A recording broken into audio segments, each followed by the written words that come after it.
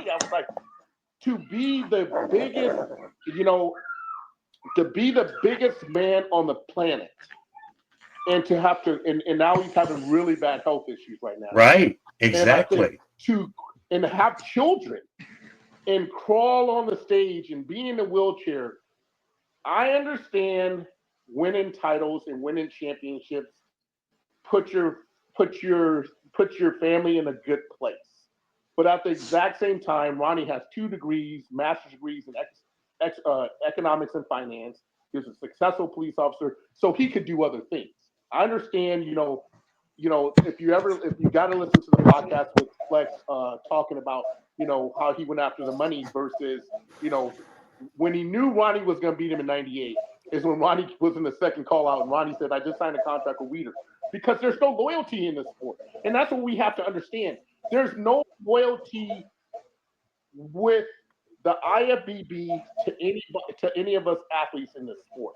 So it's like Jason Huss said it best, and he beat me at USA's in 2011, and by 1 point. And he's like, his article was, "I give so much to the sport, but get so little from the sport. So I'm sacrificing my family time. I'm sacrificing my health. I'm sacrificing my relationship. I'm sacrificing so much for this sport to not give me half the things I've given to the sport." And that's what people have to understand. And I get what she's saying. It's like, again, the only way that we're ever going to know the true reasons, and it sounds like, Jeremy, you kind of got somewhat of some answers. It's like you said, it's unsustainable to do it for so long. And she's only been doing it for 3 years. I've been in the sport I've been a pro for 12 years, and it's tough. Mm-hmm. It's super tough. So again, at the end of the day, we all got to sit back and say, why do these athletes, and I know my reason why, because I have a family and I have things that I want to see my daughter accomplish. I have things I want to see I want them to be better than me. And they're not going to be better than me by me sacrificing my time in the gym and the things that I need to accomplish, and that's being selfish as a parent when I've already played in the NFL. I've ran professional track, and I do all these things, and missing out on this time with them. I just, at the end of the day, some people's values and morals are different than others at the end of the day. Right. Yeah. We have a Yeah, that is so true, because this sport is fleeting. It's as long as you're on top and you're doing well, it's all right. Nicole's back. I think she stepped out for a moment. She came back. And, Keith often really drops some real shit, and I really appreciate that. Sometimes we have a back and forth every now and then, especially when it comes down to my girl. I know, I know I let it go, but every now and then it creeps in because he touched her. He touched her. So, So you need help. You need help. No, I'm fine. Why Yeah. Okay. You need help. Why do you help? Why do you think I don't trust doctors? I just sometimes it just make things You need some worse. kind of help. I just do. That's what I need. That's just do. You need some kind of help. So why do you think I need help, Kelly? Why do you believe I need help?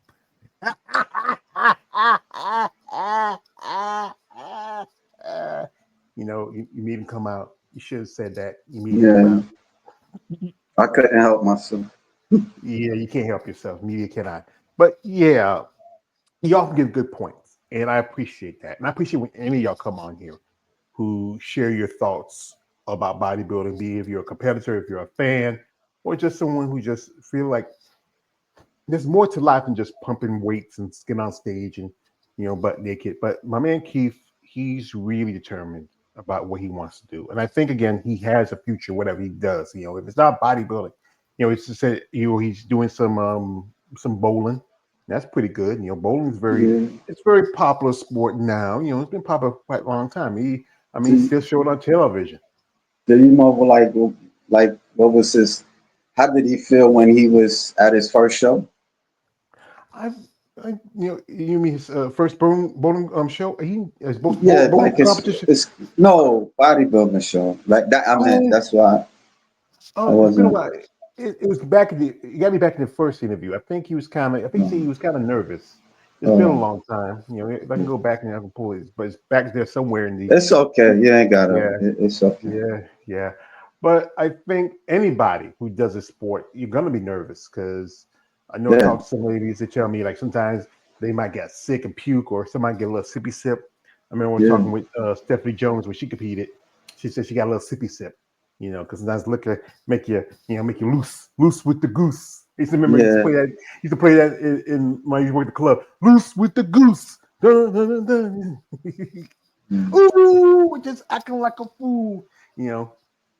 But you know, I often enjoy his commentary about bodybuilding, just in life in general. You know, the viewpoints he shares. Because a while back, remember when I first started this, it was me at first. I did this me at first.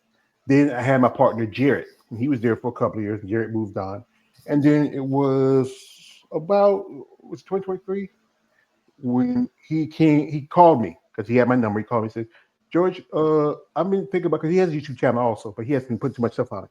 I've been thinking about, I watch your live stream. I want to do something like that. I say, well, okay, brother, just let me know. If you want to come on, just let me know.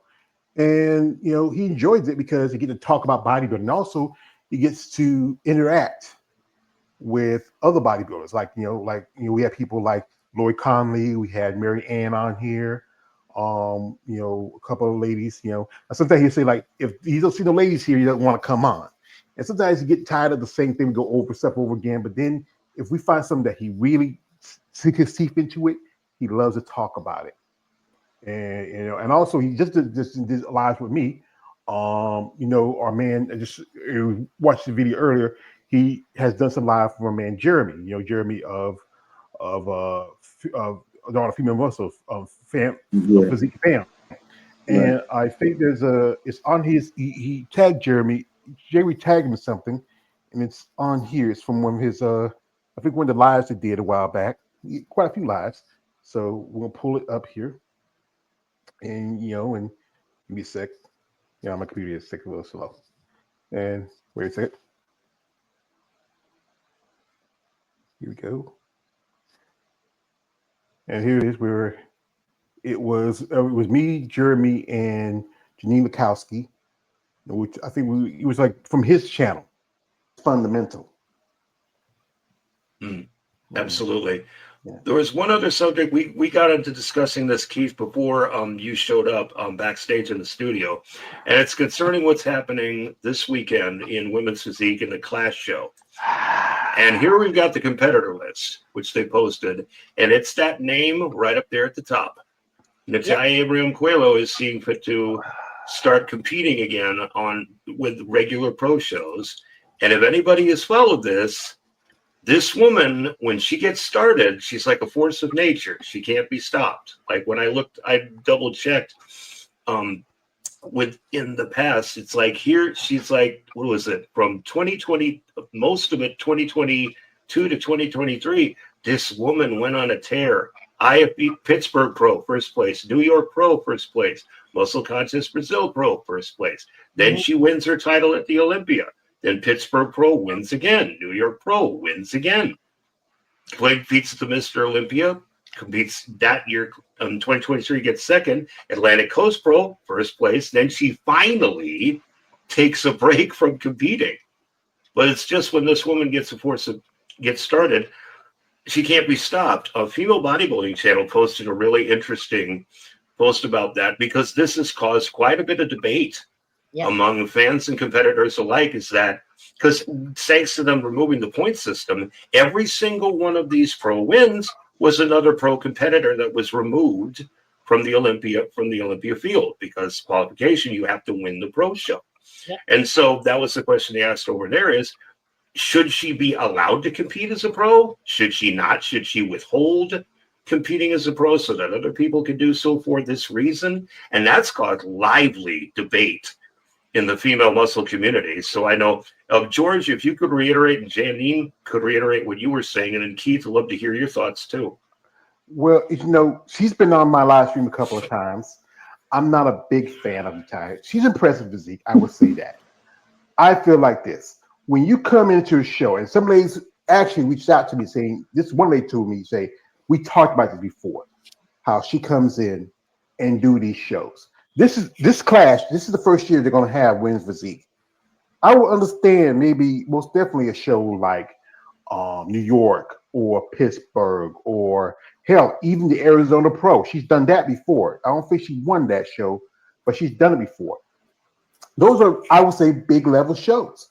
But then this show is a new show, and it's not that big of a show. It only has women's physique division, and also they're doing, it's a master show too because you have 40 plus and 50 plus, and 40 plus is qualify you for the Olympia.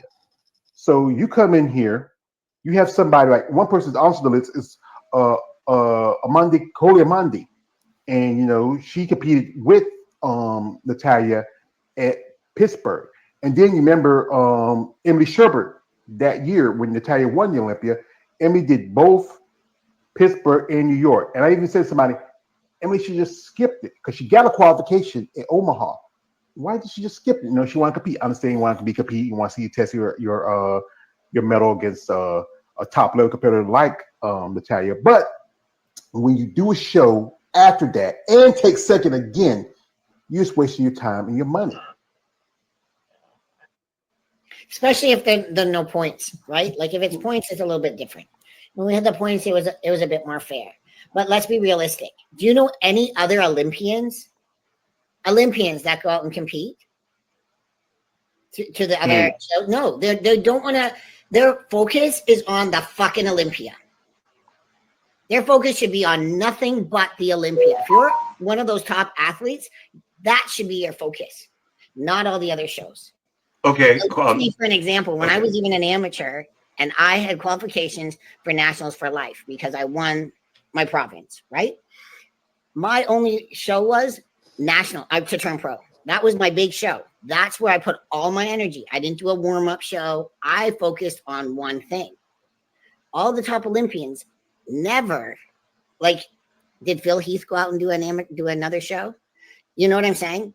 Did Dexter, when Dexter was competing, did he? No, he stayed where he was, right? And same with Iris. Iris never did anything except for the international on that because those were her top shows.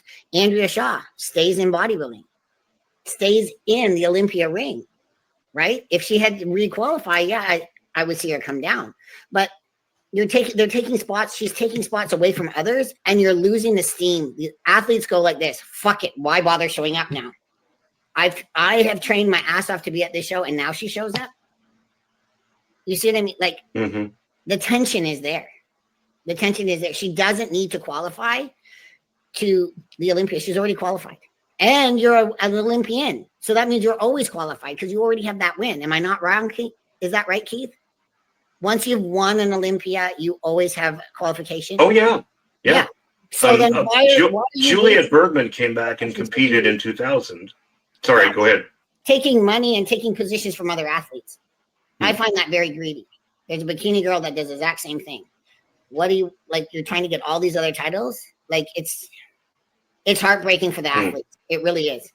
You work your ass off to get there, and then all of a sudden she shows up. She shouldn't be winning just because she's an Olympian. There could be somebody better on that stage that day. She shouldn't be winning because of her name. You know what I'm saying? Cheese, what do you think? You're on mute, brother. You're on mute, brother. Oh, sorry. I'm going to play devil's advocate here. And it's this simple. I am too, but go ahead. Dexter's done it. I've been to Tampa Pro. Janine, you were there as well. Yep. Dexter rolled his ass in there. He rolled his ass in the New York Pro. And the reason why Dexter was doing it because he wanted the 51 wins and made him the most winningest bodybuilder in history. Samson Dua has done it, being a top 3 guy the last few years. And now he's a champion because his logic was the people in my country doesn't get to see me compete. So he went to Romania, I think last year, he was third. He went to the Czech Republic show. He did the France show right before the Olympia this year. I think he made it in 305 and won that show. But he's like, I am giving the fans what they want. And here's the thing: if you talk to Flex, you talk to Sean, you talk to Kevin, you talk to all those guys back in the 90s right after Olympia would just go on the circuit and do a bunch of shows. And he goes, our athletes these days are fucking pussies. They're lazy. They should be doing more shows to give the fans, because you guys are fans, give the fans who don't get the opportunity to go to the Olympia because the shit's expensive to see them, right? So when you look at it from that perspective, here's another perspective. I don't know this girl, but no offense and all, women ain't getting paid what they should be getting paid. So if I can get collect checks, I can collect checks. Now, who is this on really? It's on the IFBB to sit here and says, okay, if it's like when they changed national rules, I can say this, and I'm a primely women example of this. I was three-time runner-up at USA's Nationals till I turned pro. Fourth time I turned pro. The year I turned pro, they changed the rule that first and second place at nationals would get a pro card. So Dave Palumbo calls me and says, well, how do you feel about that? I go, are you fucking shitting me right now? What kind of question is that? I would have been a pro 3 years ago if they would have had this rule. So the question, the answer to this question is they need to implicate, okay, the person who comes in second, because obviously she's qualified, should have that spot going to the Olympia, because it's not always going to be the same girl. So they can fix this problem, but they're not choosing not to fix this problem, because if you sit here and say, okay, you can do these shows because to give the fans what they want, but the girl who comes in second is going to get that Olympia qualification because you're already qualified, that solves the fucking problem. But they're not doing that. That's the problem. They're not doing that. So I understand what everybody's saying, but come on, let's just be honest. Those checks that, Janine and Tina, especially if, like the show they were in, top 3 get checks, 4, 5, 6 don't get no check. So, maybe she's chasing the paper. I don't know what her expenditures are. We don't know what her expenditures are. But the way you resolve that problem in essence is saying, okay, go ahead and do these shows. But the girl who places second is going to get that Olympia qualifying spot, because not the same girl is going to do the same shows. You know what I'm saying? So that makes sense. And Samson Duwa just said, and if you ask Flex and Sean and Kevin and all these guys who went on tour, who did all these shows at the Olympia, they said our era of bodybuilding, we're soft as fuck because especially not I wouldn't say the Mr. Olympia, but all the other guys, second, third, fourth, fifth guys were all going to circuit together. That's where Ronnie finally beat Kevin and Sean and became the 8-time Mr. Olympia, because they were all on circuits. And what did Ronnie say? I wasn't bitching when I came in 15, 13, 12, 9, 10, 11. And then finally he beat him after years and years. But guess what? All those guys are on the same circuit together after the Olympia. So we forget about that. And we forget about the essence of these girls are not making much money, not even in women's physique. Women's bodybuilding and women's physique are making the same amount of money, which is not very much money to cover their expenditures. So in order to fix this problem, basically you say, okay, Natalia, now you want to do this show? Cool. But that Olympia qualification is going to go to that second place girl in every show you go in. And I think that will fix the problem. That's just me. But that makes too much sense, though. What they do? He he really, like I said again, the brother dropped some great information. As he referred to the bump system that I think some people like to talk about, where if you have someone like Natalia or any other competitor that done a show and already got the qualification for the Olympia, then the first runner-up should get the title. You can get the money, you can get the check, but if you already got your spot, like if you someone like anytime if Natalia does any show and she wins, like the last show she did was Pittsburgh, and she won that show. No, actually, that show was New York, because Nikia, you were there. She was at New York. The girl who took second to her, who was that? I think that was Amanda Machado. Amanda should have got the qualification. She went and did Omaha. Then the show before that was Pittsburgh, and Rachel Daniels could have got the Olympic qualification because she hadn't done the Ultimate Classic, and that would get the opportunity for other competitors to get their Olympic qualifications in the other shows. But it's always going to be debate on that. But Keith does make a good point about it. Did he ever do like outside of you? Did he ever did like other interviews? Yeah, I think he does some stuff with I think he mentioned he did stuff with what's it Generation Iron. If I can find it. Oh, okay. It's probably somewhere on there. It might be some really old stuff. I know he's talking about how sometimes he used to do interviews with him and Kai Green.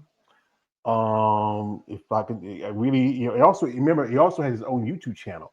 So if I No, can find it, yeah, if I can find it, if I thought I subscribed to it, and I how can pull many it up. how many followers he got?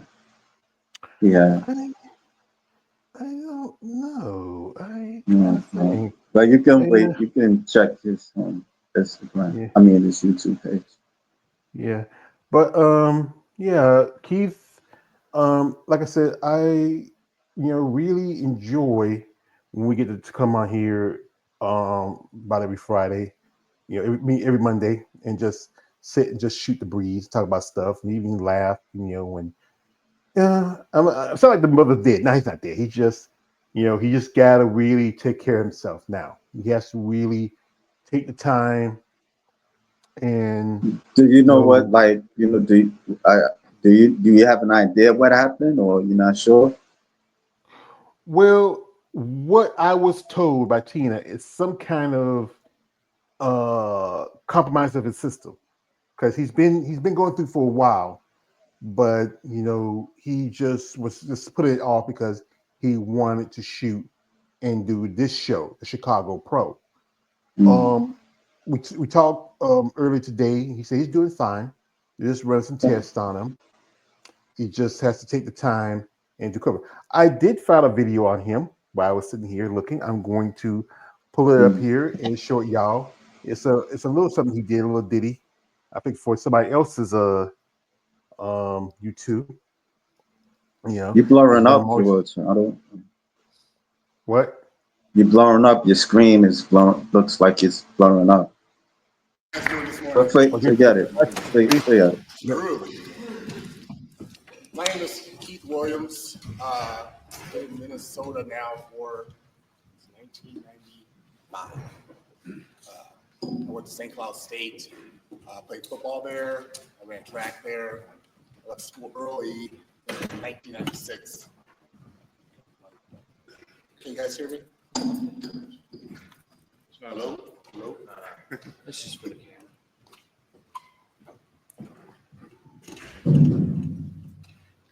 I went to St. Cloud State in 1995. Played football, ran track there. I ended up leaving school a year early because I was the number one indoor track and field 60-meter runner in the world. So at that time, the USOC, the United States Olympic Committee, decided to move me to California, to Chula Vista, to get ready for the Olympics in 1996 in Atlanta, Georgia. And I'll get back to that in a little bit. Originally, I'm from South Central Los Angeles, California, Compton, California, which is probably one of the worst places you can possibly ever live. I started my athletic endeavors when I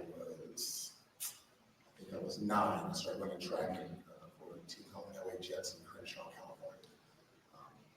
I didn't really know what my talent was and know how good I was as far as athletics was concerned. It was just a way you get out on the streets in Los Angeles. Getting like there is terrible.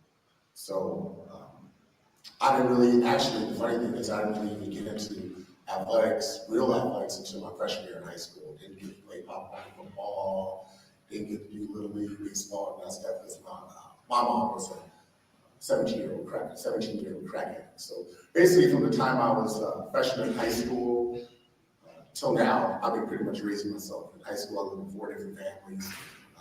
Basically just living with friends just to get by. But I always tell people my story. I don't ever like for people to give me a pity party and feel sorry about me for my story. I feel all the things I've done in my life are things that made me stronger and a better person and persevere over all the things I've been through. I went to Escondido High School in San Diego, California, where again I lived with 4 different families. I was to go back farther my freshman year in high school because I was still trying to find myself. I was a leader of a game, a Mexican game, which was really weird for a year. Black guy Mexican game, what the heck is that all about?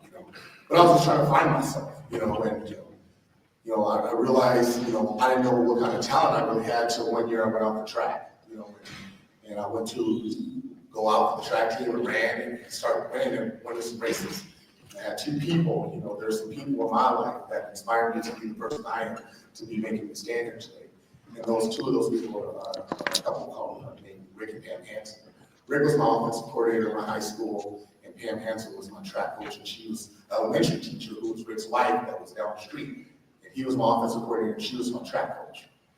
And I went off to the track team my first year, and I still, running the streets, doing my thing, and but I was a good athlete. So, I was one of those guys who just naturally gifted. Go out, run, play football, and just be good at it. And I remember I didn't come to practice one time, and came out to the track meet with my stuff, a little swagger on and everything. And she goes, "You're not running today." I'm like, "What? What do you mean I'm not running today? I'm the stars of your team." And she goes, "You're not running today until you learn discipline to show up for practice and all that stuff." So they sat me down, when they told me, they said, "Well, until you start doing the things you need to do with the talent that you have, you're not running on this team." And I was like, "Okay." I played football my freshman year. The funny thing is I couldn't catch a cold. I was fast and had me a ball run, I couldn't catch a cold. But I went out there, I worked hard, they got some people to work with me again. I had never ever really played organized sports until I got to high school, so I didn't really know what it was all about. I tell kids these days, I said, understand this, your parents who are investing time in you in Little League football, Little League baseball, youth basketball, all those things, take advantage of it, because some kids never have that privilege. They have to wait longer, or some kids don't ever get that privilege. So I always tell people, it's a privilege. Right now, I train youth athletes for a living, and people are, and these people are going to hockey meets or hockey games and football games and baseball games, and that's a lot. And sometimes I get a little jealous. I'm like, man, if I just would have started at that level, how good would I really, really have been? But that's the way life is.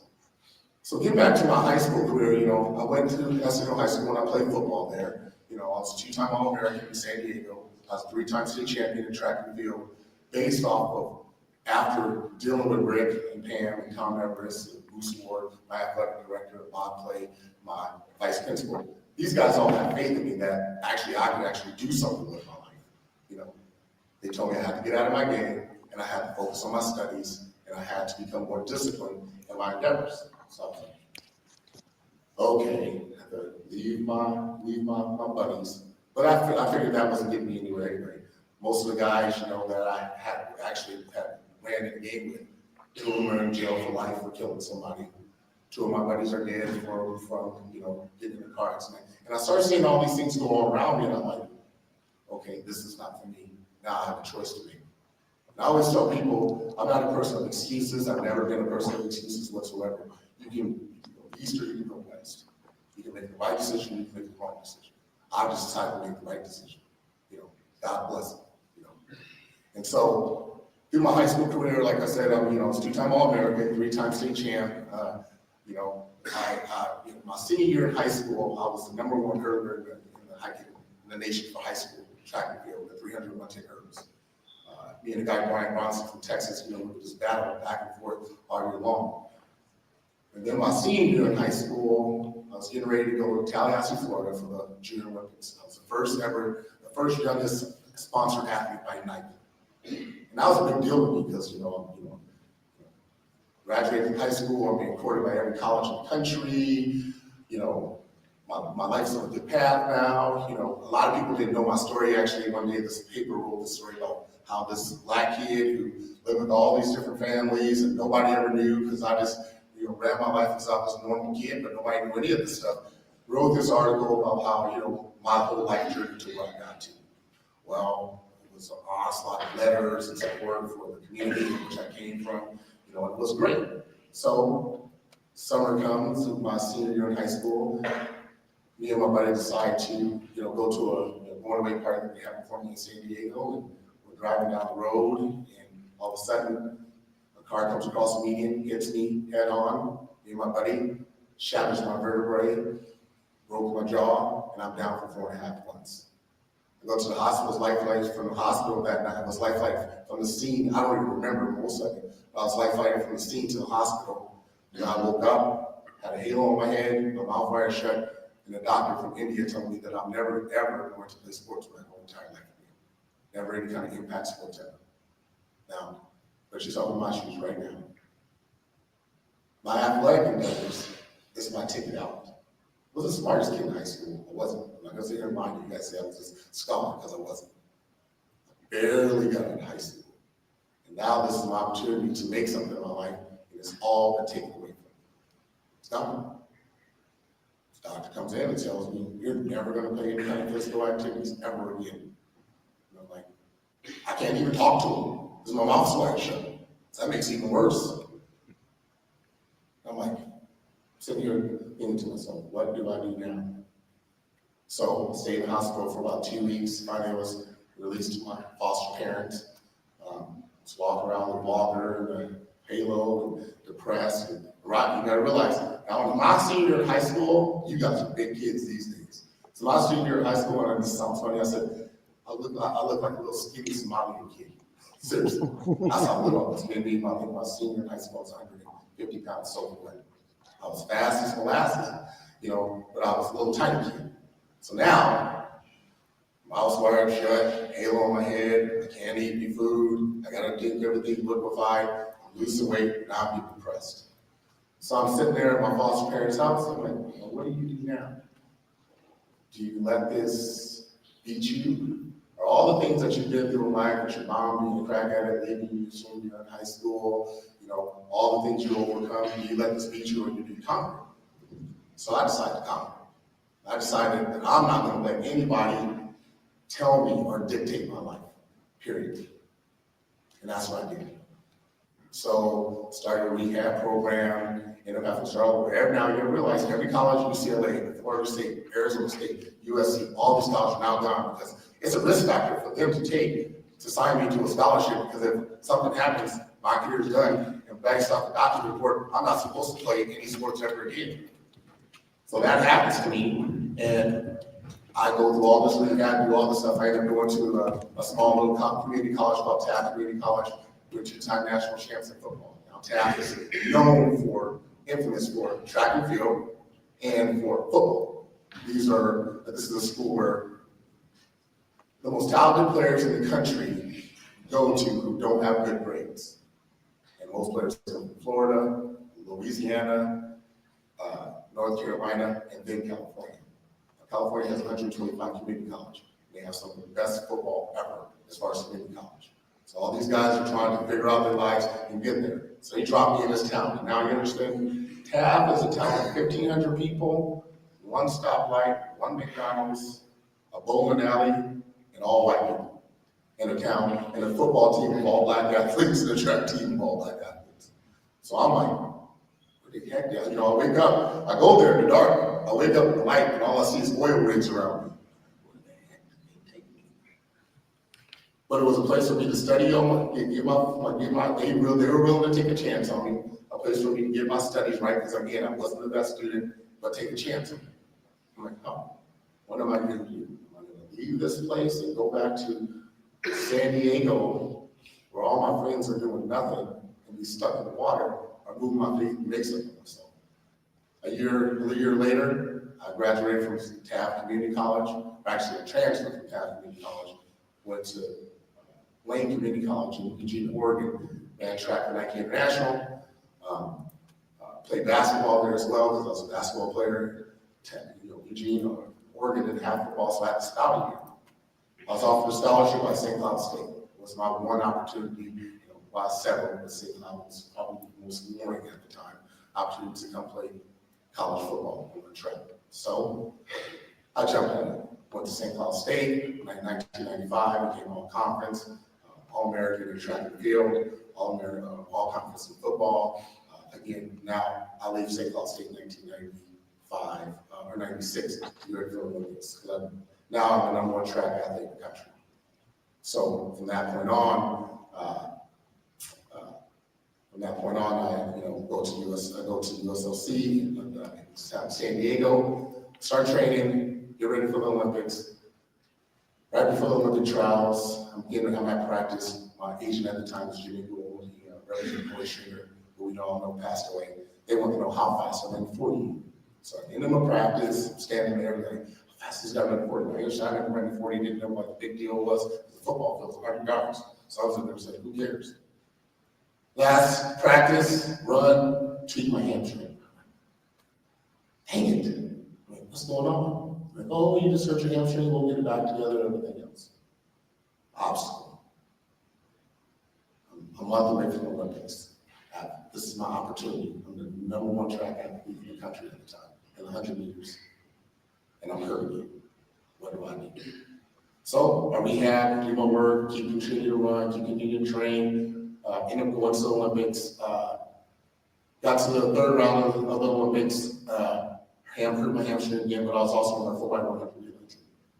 Ran 3 rounds of the relay team, and the doctor looked at me and goes, if you run anymore, you're gonna blow out your hamstring, your football, track, career is over.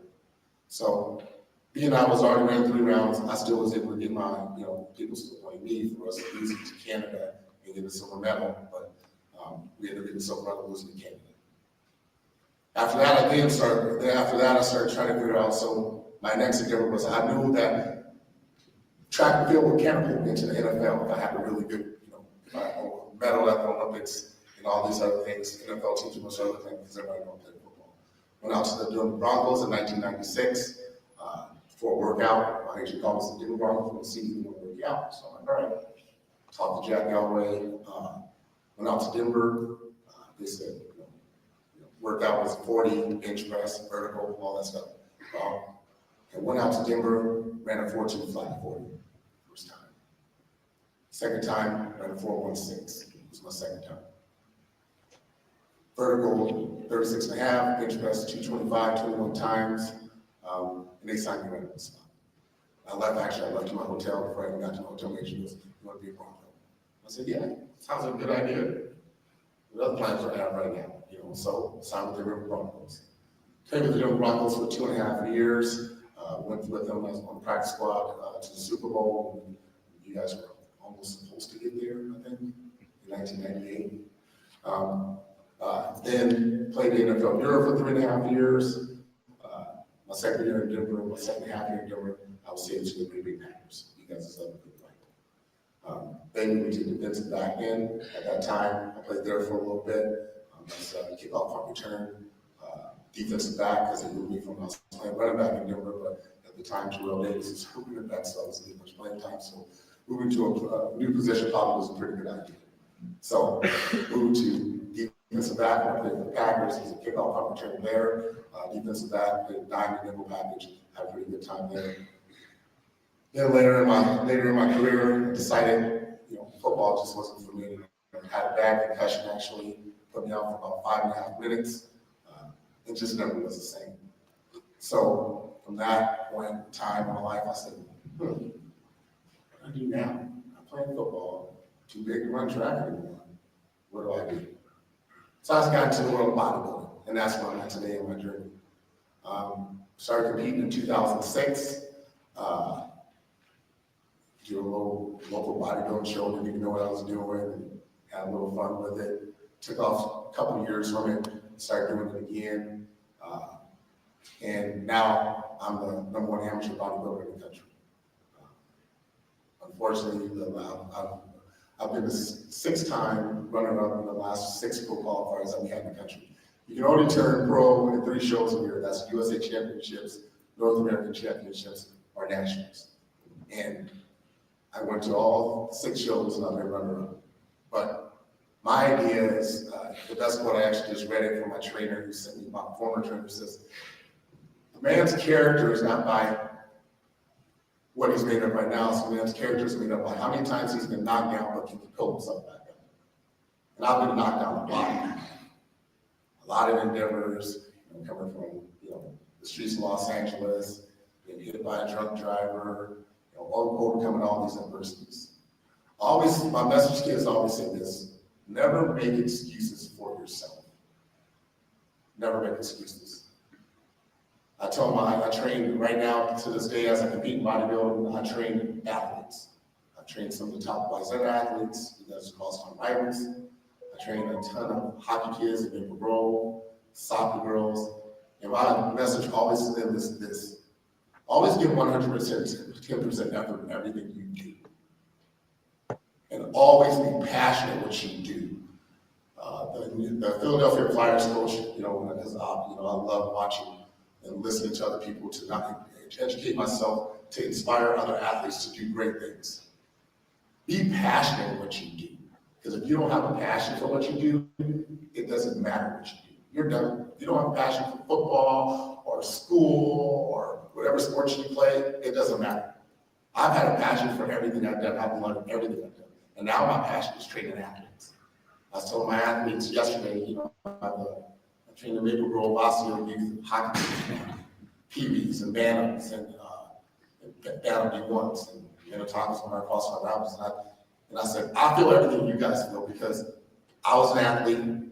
I walked in you guys' shoes, but be passionate about what you do. Care about what you do. Care about your brothers on your team. Care about your family.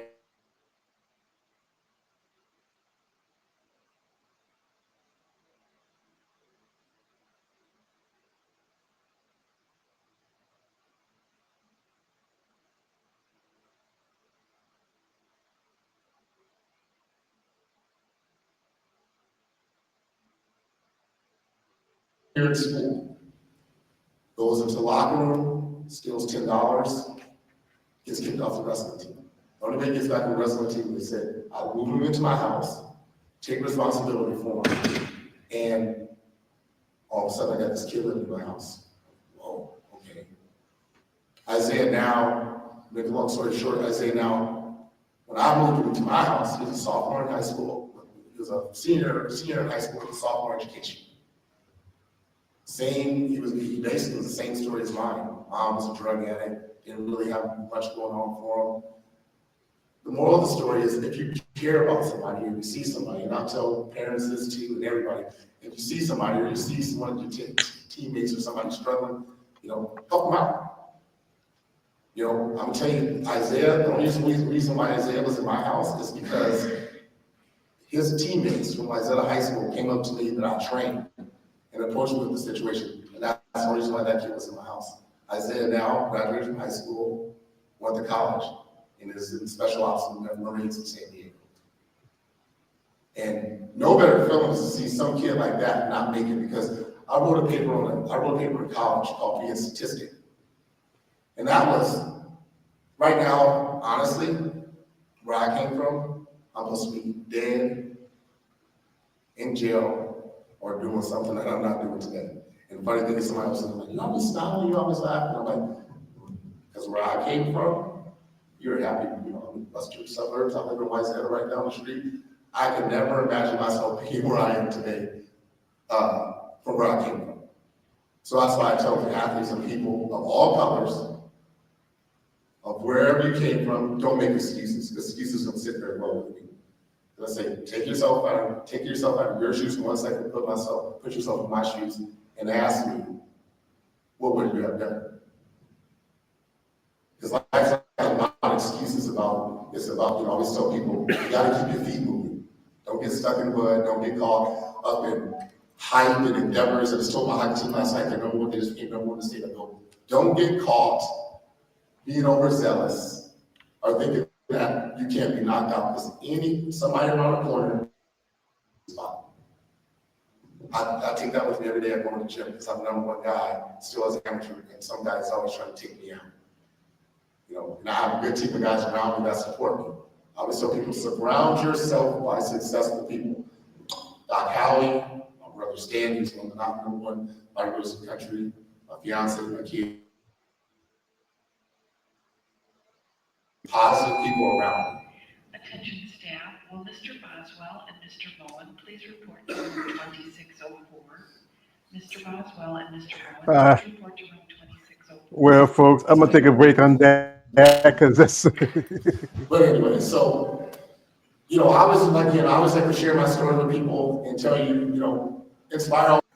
That is, I think, it really tells you about a person, what they've gone through, what they had to go through in life. I've been blessed that I had a good family. I grew up poor, still poor, not as bad as I was before.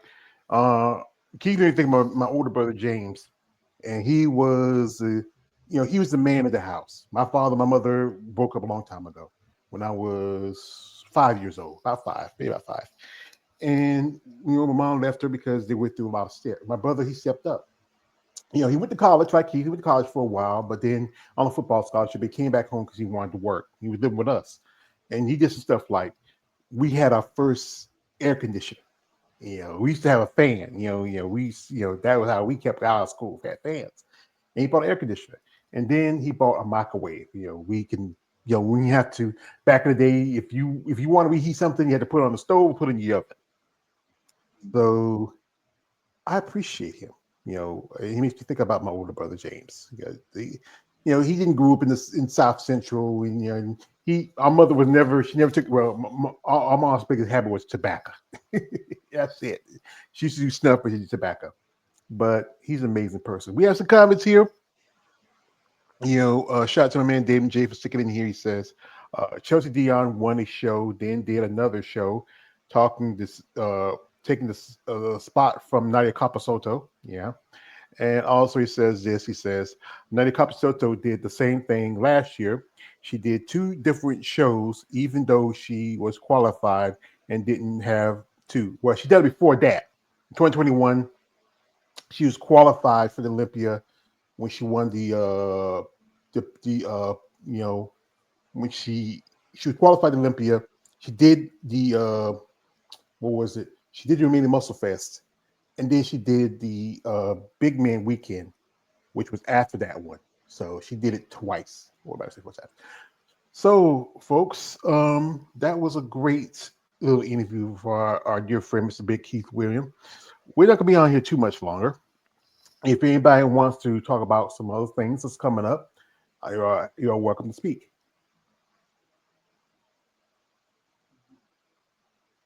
I don't really have anything to say to pertain to bodybuilding. Yes, like I said, what you guys to say? I went to go see a Superman movie, on Friday. that's the only thing outside of bodybuilding. I thought it was. It was. I don't know what to call it, man. It was. I don't know what to call that movie. It was something else. I know on the internet. I know during the internet, they're not really talking highly of it. A lot of people not talking highly of it. I don't think it was bad, but it wasn't. I liked the Henry Cavill Superman, and you didn't really get to see that that series kind of go anywhere. So that's it. Well, the part with that one, because really they just didn't really best into it. They wanted to be a little bit like they were trying to do from the universe, from the Chris Nolan universe of Batman. That didn't work. The mistake they made with Superman and Batman was it was too soon. Too soon. I think you should have went ahead and get. It was better than Man of Steel to me. It was better than this movie. I mean, this movie it was like I mean, it's James Gunn, so it's and people talked about it like it was like Guardians of the Galaxy, really. Like it's like comedy. It was goofy, man. Like it was goofy, like you know. Well, you remember when the Cavill movies came out, people didn't like that either. First, same thing when they had Rob Pattinson as Batman. Same thing is people always going to compare the last series to the next. Sometimes, like one example that Superman movie before the Cavill movie with Brandon Roth wasn't that good. What it was that it should have didn't pull from the old Superman movies. It should have I did its didn't own really direction. think that was that bad. I mean, that Brandon Ross. Uh, I mean, the only thing. I mean, it wasn't that. I thought it was better than the Batman Begins. Really, in my Hey, hey, opinion. hey, hey, hey, hey, hey, I'm dead that's serious. blasphemy. No. I don't care. No, I that think movie made Batman shit. That was no, fucking tease. Only thing I liked no. about Batman was him being Bruce Wayne, and like he was trying to find himself in that. It made it more like interesting and dark a bit. But the rest of that shit was like a tease. And the Heath Ledger, yeah, he wasn't bad as the Joker, but it was like I don't know. It took it to another. I think he was the best villain out that freaking series, tell you the truth. But other that shit wasn't all that. And I thought that Superman, like I don't know. Maybe they need to leave Superman alone, because and then they don't even find like a villain outside of Lex Luthor and whatchamacallit, they Here's the outside of problem Lex is Luthor and Zod. That's it. Like they here's, put like Brainiac here- and that's the some plan. other superhero. That's the I mean plan for the next movie. super But villain. that's the plan for the next movie. But the thing is, Lex Luthor has always been established villain in Superman lore.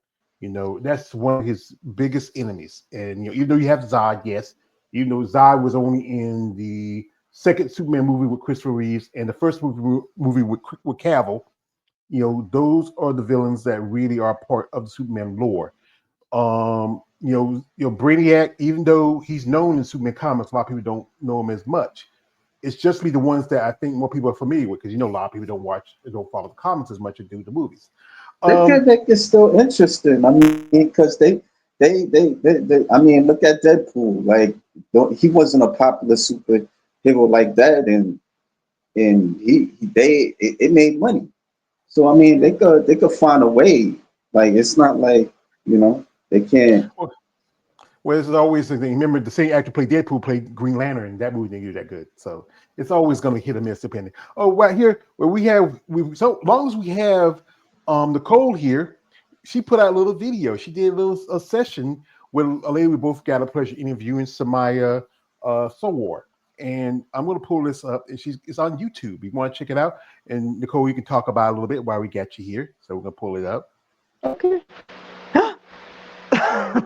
Who's that? I believe it's you. Here it is. There we go. Yeah, It you is look really nice. Saturday, July 12th. Oh, thank Today you. was a really, really big day. I did my first YouTube production.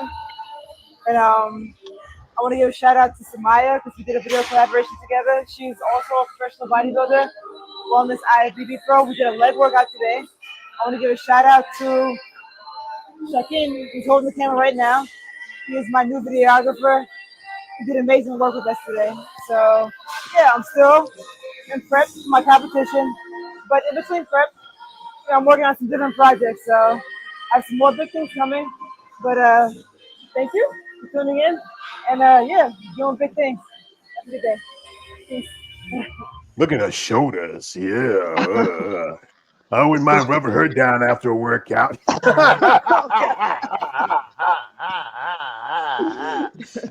You gotta remember, Nicole, we're Mr. Perfect Smokes on here. We reserve your body before we did.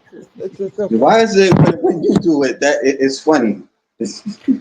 Because I know Why how to why work is it. it? It's called talent, and something you might need to Yeah, work on. what kind of you ain't that funny. It ain't that funny. Don't be a hater. Hey, oh wow. Hey, no It metal. ain't that funny. It ain't that funny. Yeah, yeah. like It's just call me it's not Silky it's Johnson. not he's not creepy. That's why he's not creepy when he does it. He means well when he does it. That's the difference. Some guys come up as No, creepy okay. and perverse. It's just not creepy when George does it. It's like it's George. Like, come on, we all love George, right? Yeah, y'all trust George and stuff, so I don't know. We love In you too, George we Kay. We definitely trust. love you. We love you. Like I remember Brother Love. I love you. So, I remember that. You should love that. That Brother Love character from WWF. But back to my man Big Keith. His story is something I think a lot of people should really, really listen to. This is why I'm doing this. I was hoping, like I said again, we do a back and forth, a little interview, and we have a little fun here, like we usually do. But right now, I hope he's doing well. Probably might call him a couple of days, let him, heal up a little better. I want him to get, his best. As you know, I hope he's able to be in the corner of his wife and his client at the Chicago Pro. I was thinking about watching it, but like I said, right now I got some financial things coming up, and also, it's just, it's an opportunity for him to really reflect on what he wants to do in his future.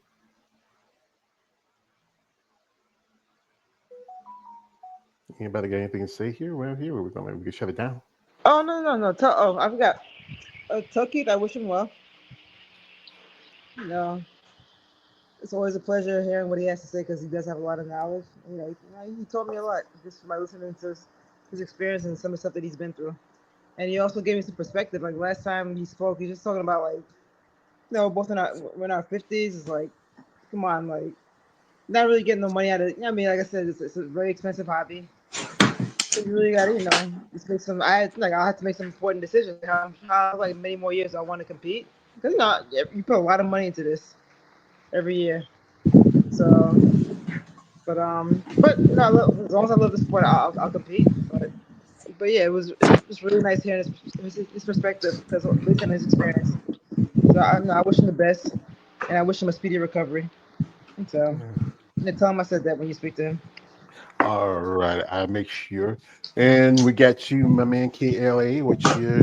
Before we let you go, you No, got I don't anything to got say? much to say, man. I mean, it's hope he be fine. That's it, man. It ain't really much to say. So Well, folks, like I said again, he is a great, amazing person. Sometimes one of these days, I would love to meet him in person. I'll be like, remember the movie Golden Child with Eddie Murphy says, "My dear brother Nipsey." That's how